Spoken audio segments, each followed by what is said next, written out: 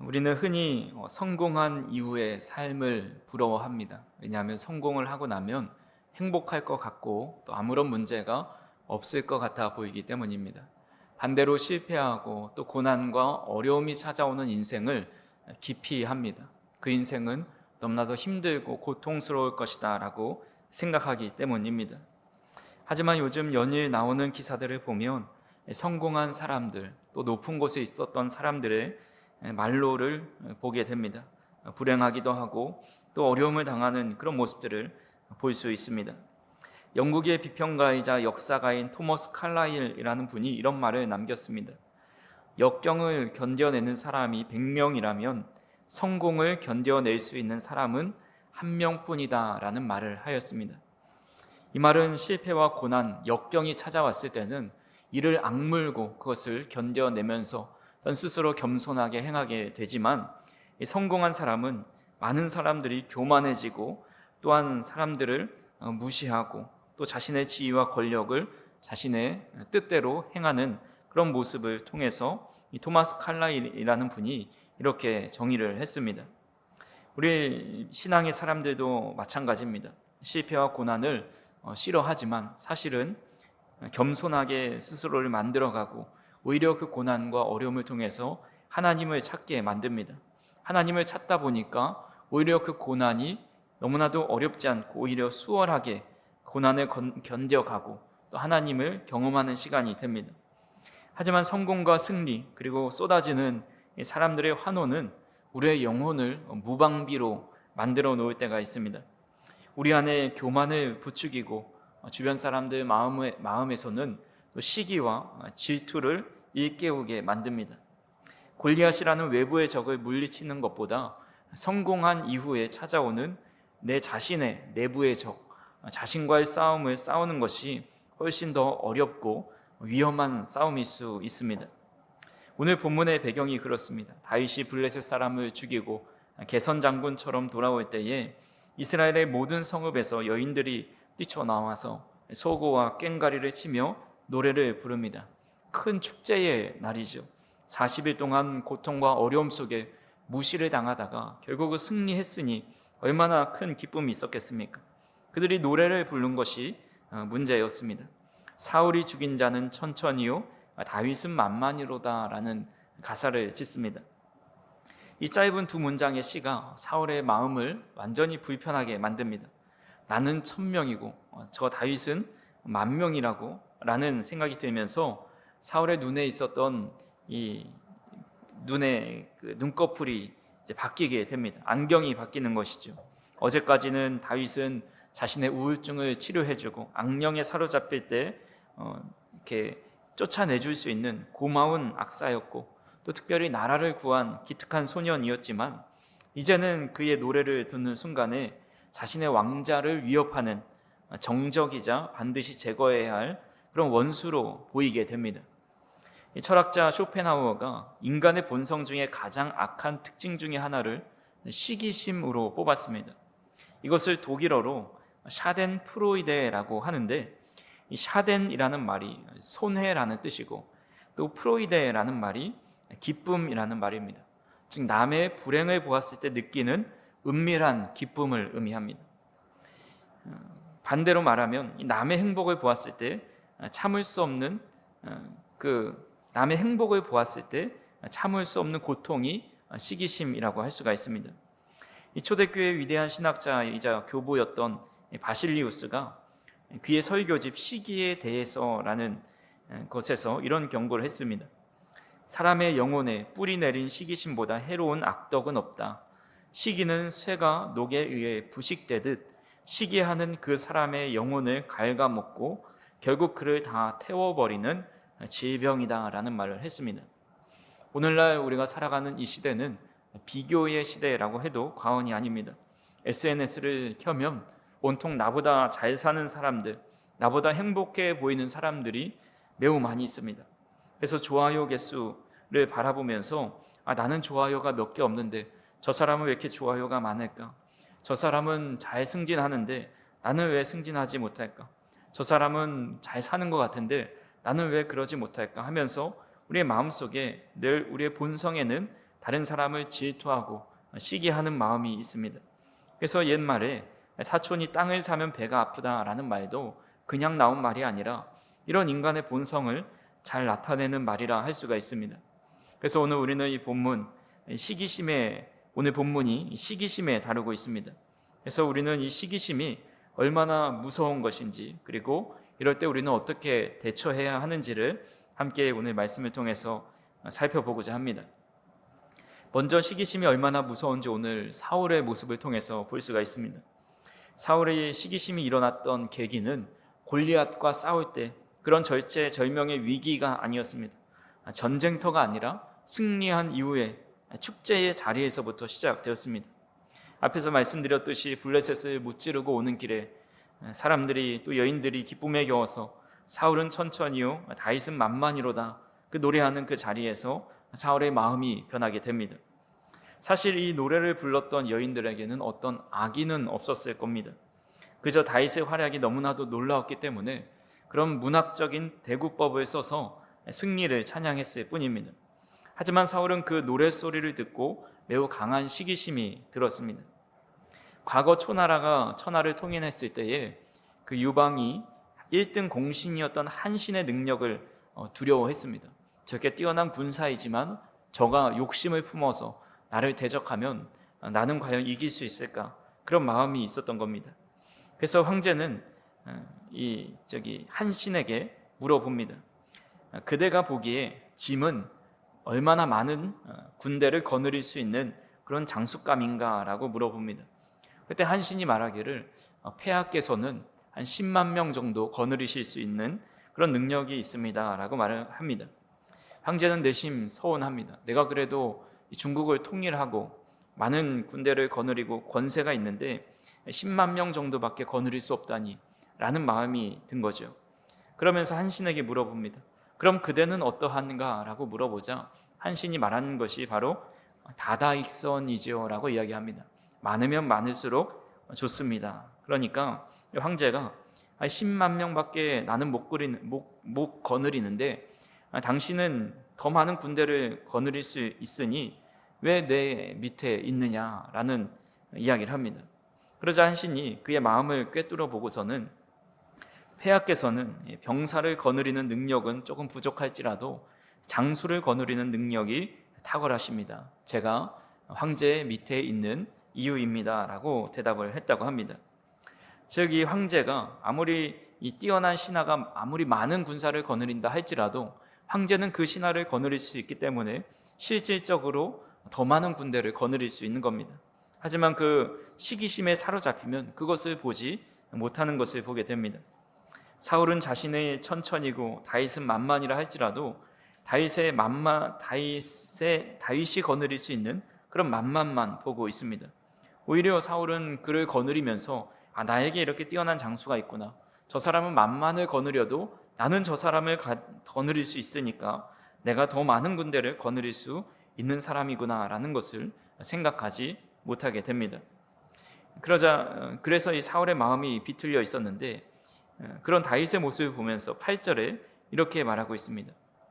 사울이 그 말에 불쾌하여 심히 노하여 이르되 다윗에게는 만만을 돌리고 내게는 천천만 돌리니 그가 더 얻을 것이 나라 말고 무엇이냐 하고 라고 이야기합니다. 사울은 하나님이 주신 그 승리의 기쁨을 누리지 못하고 다윗과 자신을 비교하면서 오히려 그 마음에 분노가 일어납니다. 그리고 나서 9절에 보니까 그날 후로 사울이 다윗을 주목하였더라 라고 말씀합니다. 여기서 주목하다라는 말의 히브리 원어를 살펴보면 단순히 바라본다는 뜻이 아니라 질투심에 눈이 멀어서 곁눈질하다, 또 악한 눈으로 쏘아보다라는 뜻입니다. 그러니까 이때부터 사울의 시선이 왜곡되었습니다. 다윗이 충성을 해도 반역을 꾀하는 것 같고 다윗이 겸손해도 가식처럼 보입니다. 시기심이라는 이 색안경을 끼면은 상대방의 호의조차 숨은 빗으로 보이기 마련입니다. 그렇다면 사울은 왜 이렇게까지 다윗을 시기하고 있는 것일까요?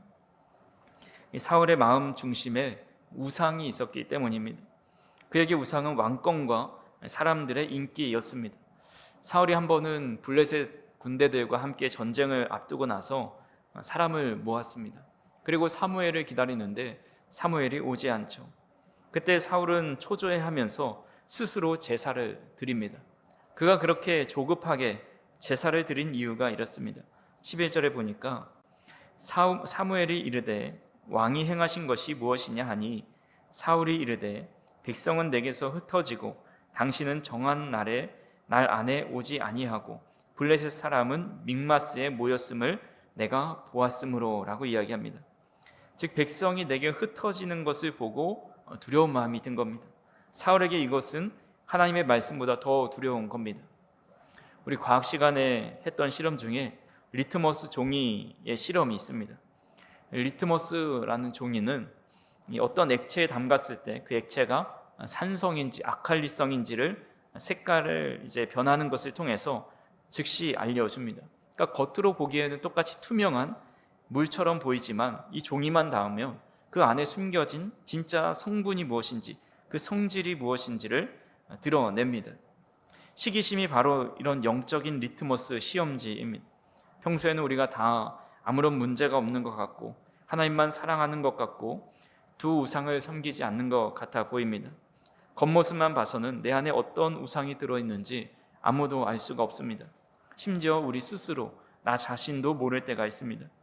그런데 누군가와 비교되는 순간, 누군가 나보다 잘 되는 것을 보는 순간 이 리트머스의 종이의 색깔이 변해버립니다. 배가 아프고 화가 나고 견딜 수가 없는 그런 미움이 올라옵니다. 바로 그 순간이 내 안에 진짜 주인이 누구인지 드러나는 순간입니다. 내가 누군가가 돈을 많이 버는 모습을 보면서 돈 때문에 배가 아프면 돈이 우상인 것이고, 누군가의 자녀가 잘 되는 모습을 보면서 그 사람이 부러우면 자녀가 나의 우상인 것이고, 또 누군가 성공하는 모습을 보면서 그것이 부러우면 그것이 바로 나의 우상이라는 것입니다. 사울은 다윗의 인기를 보고 견딜 수 없어 했습니다. 즉 그의 우상은 하나님이 아니라 사람들의 시선과 인기였습니다. 이 시기심이라는 이 시험지를 통해서 적나라하게 그의 그런 우상이 무엇인지를 보여주고 있습니다. 또한 사울은 왕권을 우상으로 삼았습니다. 그래서 하나님이 기름 부으신 다윗이 나타나자 그 우상이 흔들리기 시작했고 그 불안감은 시기심으로 나타납니다. 그래서 다윗이 나의 왕권을 위협하진 않을까 더 경계하게 되고 그를 바르게 바라보지 못합니다. 더 나아가서 시기심은 단순히 감정의 문제로 끝나지 않습니다. 오늘 본문 10절에 보시면 그 이튿날 하나님께서 부리시는 악령이 사울에게 힘있게 내리매라고 말씀합니다. 바실리우스라는 교부는 시기심은 남의 행복을 슬퍼하고 남의 불행을 기뻐하는 마귀의 가장 고유한 성품이다라고 정의하였습니다. 하나님의 성품을 가지고 있다는 것은 하나님의 영이 임하는 것입니다. 마귀의 성품을 가지고 있다는 것은 마귀의 영에 사로잡혀 있다는 것입니다. 마귀의 영에 사로잡히기 가장 쉬운 것이 바로 시기심을 방치하고 누군가를 미워하는 마음을 가지고 살아가는 겁니다. 우리가 흔히 날파리나 이 파리 같은 것들을 보면 깨끗한 곳에는 잘 가지 않습니다. 잠시 왔다가도 거기에 이제 먹을 게 없어서 다른 데 찾아가죠. 날파리들은 쓰레기 더미를 찾아갑니다. 집안에 쓰레기가 가득하면 온갖 날파리들이 꼬입니다. 음식이 썩어 있으면 구더기도 생깁니다. 날파리를 부른 것은 날파리 자체가 아니라 내가 치우지 않은 쓰레기 때문입니다. 사울은 시기심과 분노와 미움이라는 이 영적인 쓰레기를 마음에서 치우지 않았습니다. 회개하지 않고 하나님을 의지하지 않았습니다. 그러자 하나님의 은혜가 떠나고 그 더러운 마음을 틈타서 악령이 들어올 수밖에 없는 그런 마음의 환경이 되어버렸습니다. 그렇게 악령에 사로잡힌 사울의 손에 들려 있었던 것은 창이었습니다. 11절에 수금을 타는 다윗을 향해서 생각하기를 내가 다윗을 벽에 박으리라 라고 말을 합니다. 결국 자신을 도와주러 온 다윗입니다. 자신의 악령을 내어 쫓아주러 온 이 다윗을 향해서 창을 던지는 것, 내가 저를 못에 박아 죽이겠다, 그런 선의를 베푸는 사람을 향해서도 고맙게 여기는 것이 아니라 살해의 대상, 자신을 위협하는 대상으로 바라보게 만듭니다. 문화심리학자 김정은 교수라는 분이 시기심은 철없는 아이들의 감정이 아니라 사회적으로 성공하고 지식 수준이 높은 사람일수록 더 적나라하게 느끼는 감정이다라고 했습니다. 즉 우리 손에 시기심의 창이 들려 있게 된다면 우리는 어린아이의 같은 마음이 아니라 때로는 우리의 신앙의 연륜이 더해질수록 다른 사람을 더 주목하면서 바라보고 있지는 않은지 우리는 생각해 보아야 합니다. 다른 사람이 더 은혜 받고 기도 응답이 나타나는 것을 시기하고 있지는 않은지 우리 마음속을 들여다봐야 합니다. 혹 그런 마음이 아주 조금이라도 있다면 우리는 악한 영이 그런 우리의 마음을 이렇게 자리 잡지 않을 수 있도록 성령님을 의지해서 하나님 앞에 나아가 우리의 마음을 깨끗하게 치워내야 합니다.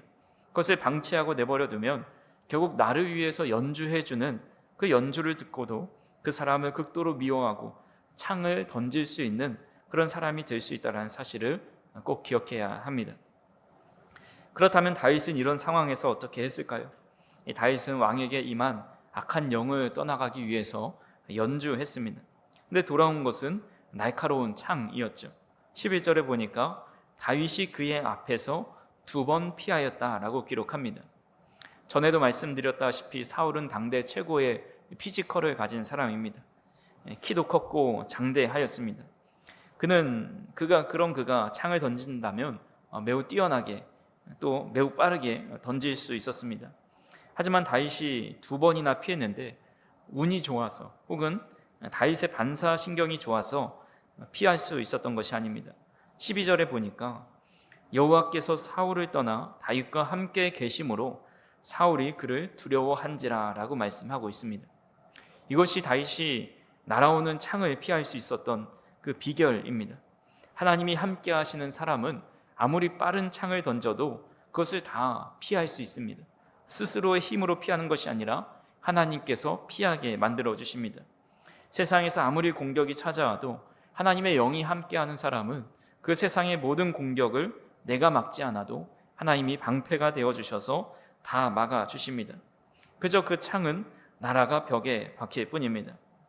우린 때로 살아가면서 억울한 공격을 당할 수가 있습니다. 등 뒤에서 들려오는 수많은 비수와 같은 말들, 나를 무너뜨리려는 그런 모함들 때문에 잠을 못 이룰 때가 있습니다. 하지만 두려워하지 마시기 바랍니다. 성령님께서 함께 하시는 사람은 아무리 빠르게 날아오는 창도 아무리 날카로운 창이라 할지라도 절대 막지 않고 비껴가게 하시는 하나님의 은혜가 있다는 사실을 꼭 기억하실 수 있기를 간절히 소망합니다. 근데 여기서 우리가 주목해야 할 정말 중요한 이 다윗의 행동이 있습니다. 다윗은 창을 피했습니다. 그리고 나서 그 창이 바닥에 떨어졌거나 이제 벽에 박혔을 것입니다. 다윗은 용사였죠. 골리앗을 무너뜨린 용사입니다. 아주 명사수였습니다. 그는 떨어진 창을 주어서 자신을 죽이려 했던 사울에게 다시 던질 수 있었습니다. 명분도 충분합니다. 하지만 다윗은 창을 집어들지 않고 그저 그 자리를 피했습니다. 밖으로 나간 겁니다. 기독교 작가인 진 에드워드는 그의 저서인 세왕 이야기에서 이 장면을 두고 다윗에게 이렇게 조언합니다. 이 다윗은 모든 다른 사람들에 대해서 이렇게 말을 하는 겁니다. 다윗아, 너는 절대로 창 던지는 법을 배우지 말아라. 미치광이 왕만이 창을 던질 수 있다. 내가 그 창을 주어 다시 던지는 순간 너는 사울을 죽일 수 있을지는 몰라도 그 순간 너 또한 또 하나의 사울이 되고 마는 것이다 라는 이야기를 합니다. 이것이 가장 어려운 싸움이죠. 나에게 욕하는 사람 똑같이 욕해주고 싶고, 나를 모함하는 사람에게 가서 한마디 속 시원하게 해주고 싶고 똑같이 갚아주고 싶은 것이 바로 인지상정입니다. 하지만 성경은 말씀합니다. 로마서 12장 17절에서 19절의 말씀을 같이 한번 읽어보겠습니다. 아무에게도 악을 악으로 갚지 말고 모든 사람 앞에서 선한 일을 도모하라. 할 수 있거든 너희로서는 모든 사람과 더불어 화목하라. 내 사랑하는 자들아, 너희가 친히 원수를 갚지 말고 하나님의 진노하심에 맡기라. 기록되었으되 원수 갚는 것이 내게 있으니 내가 갚으리라고 주께서 말씀하시니라. 아멘. 만약 다윗이 화를 참지 못하고 똑같이 창을 던져 다윗을 죽였더라면 그는 왕이 되었을지는 모르지만 하나님의 마음에 합한 자는 되지 못했을 겁니다. 그는 구테타를 일으켜서 왕을 암살한 암살자 왕으로 역사에 남게 되었을 것입니다. 다윗의 승리는 골리앗을 죽인 것에 있지 않았습니다. 사울을 죽일 수 있었지만 죽이지 않은 것, 창을 던질 수 있었지만 다시 던지지 않은 것, 이것이 바로 다윗의 진짜 영적인 승리였고 너무나도 성숙한 모습이라 할 수가 있습니다. 13절에 보니까 창을 던진 사건 이후에 사울은 다윗을 곁에 두기 싫어해서 두려워해서 천부장으로 강등시킵니다. 좌천시킨 거죠. 전에는 왕궁에 있다가 천부장으로 내려가서 백성들과 함께 지내게 됩니다. 그는 이제 다윗을 눈앞에서 사라지게 하고 또 전쟁터에서 최전방에 보내서 이제 죽게 하려는 그런 심상이었습니다. 근데 이런 상황에서 다윗이 어떤 태도를 갖는지 18장에서는 다윗을 묘사하는 독특한 표현이 나옵니다. 그것이 바로 지혜롭게 행하니라입니다. 우리 이것이 어디에 나오는지 보시면 5절에 보시면 다윗은 사울이 보내는 곳마다 가서 지혜롭게 행하매라고 나오고 또 14절에는 다윗이 그의 모든 일을 지혜롭게 행하니 또 15절에 사울은 다윗이 크게 지혜롭게 행함을 보고 또 30절에 다윗이 사울의 모든 신하보다 더 지혜롭게 행하였다라고 말씀하고 있습니다. 지혜롭게 행한다는 말이 18장에서만 다윗을 향해서 4번이나 반복하고 있습니다. 지혜롭다라는 말을 히브리어로 보면 단순히 머리가 좋다라는 의미가 아닙니다. 신중하다, 통찰력을 가지다, 성공하다, 형통하다라는 뜻을 모두 포함하고 있습니다. 다윗은 억울하게 자천당했지만 불평하지 않고 또 사람들을 선동하지 않았습니다. 내가 골리앗을 죽인 영웅인데 나를 천부장으로 보내다니 자존심 상해하지 않았습니다. 그는 왕궁에 있을 때나 쫓겨나서 천부장이 되었을 때나 한결같이 성실하였습니다. 주어진 자리에서 묵묵히 백성들을 섬겼고 또 맡겨진 전쟁을 수행했습니다. 이것이 바로 성령 충만한 사람과 악령에 사로잡힌 사람의 결정적인 차이입니다. 악령 들린 사울은 감정 기복이 심합니다. 좋았다가 또 창을 내던졌다가 맹세했다가 또 거짓을 말했다가 종잡을 수가 없습니다. 그러나 성령이 충만한 다윗은 한결같은 모습을 보여줍니다. 그는 환경은 천국과 지역을 오가고 또 왕궁과 또 광야를 오가지만 다윗의 태도는 늘 평온하고 신중합니다.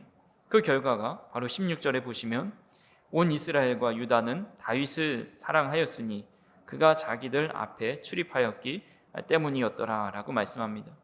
사울은 다윗을 낮추려 했지만 하나님은 다윗을 높이십니다. 사울은 다윗을 죽이려 했지만 백성들은 다윗을 더욱 사랑합니다. 다윗이 복수하지 않고 분노하지 않고 그저 하나님 앞에 지혜롭게 행하는 모습을 사람들도 보았기 때문입니다. 우리도 우리의 삶을 흔드는 사울이 있습니다. 억울한 창이 날아올 때가 있습니다. 하지만 우리가 기억해야 할 것은 그것에 굳이 맞설 필요가 없다는 것입니다. 창을 다시 들어서 던질 필요도 없습니다.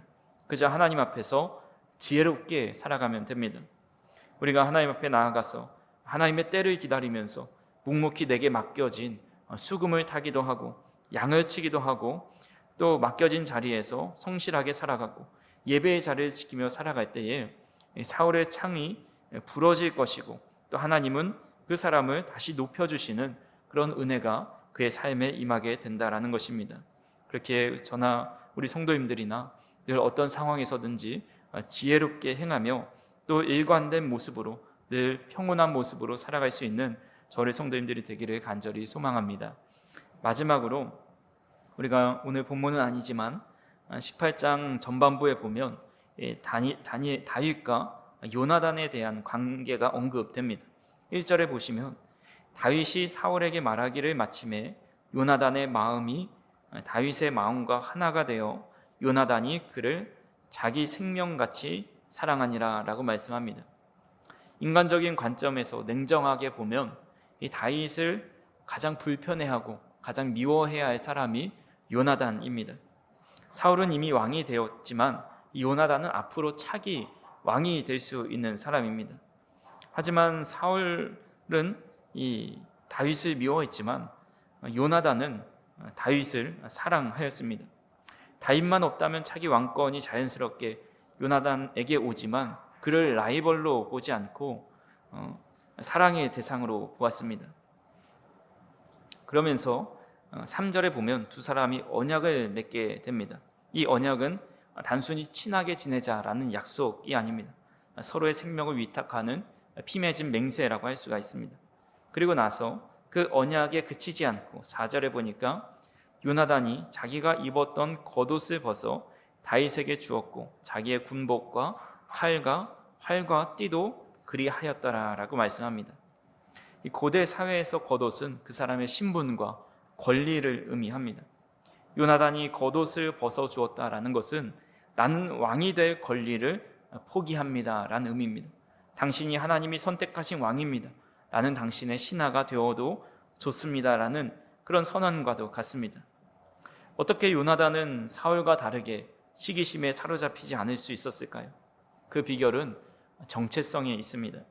앞에서도 말씀드렸지만 사울의 주인은 자기 자신이었습니다. 내 왕자, 내 인기, 내 나라가 중요했기 때문에 그것을 건드리는 다윗을 죽여야 했습니다. 사울에게 우상은 왕권이었습니다. 하지만 요나단의 주인은 하나님이었습니다. 요나단에게 내가 왕이 되는 것보다 하나님의 뜻이 이루어지는 것이 더 중요했습니다. 하나님이 다윗을 선택했다면 그것이 옳다고 한다면 내 바람보다 내 뜻보다 하나님의 뜻이 더 위대하다라는 그런 믿음이 그에게 있었습니다. 그래서 그는 기꺼이 2인자의 자리로 내려올 수 있었습니다. 즉 우리 안에 우상이 무너지면 시기심도 사라집니다.